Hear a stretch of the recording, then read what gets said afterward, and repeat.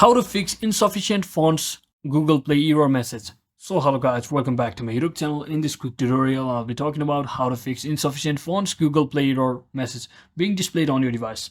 So whenever, let's say, you try to access like specific package or specific subscription, let's say I want to buy this Nitro package from this Discord option, and I'll just click on this get Nitro option over here. And when you try to pay certain amount as shown in the screen, and even though you have enough balance, the Google Play might show you error message saying that insufficient fonts. So in that case, what you need to do is just come back to your home screen and just click on this settings option over here.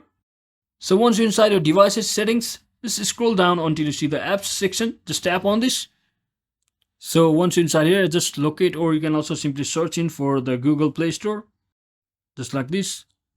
So once you locate it, just tap on the application and scroll down and click on storage option. So now all you have to do is just clear the cache and clear the data as well. So you may have to re-log in with your login credentials or when you open the Play Store. And also make sure you have selected the correct payment method by simply coming over here at the payment methods.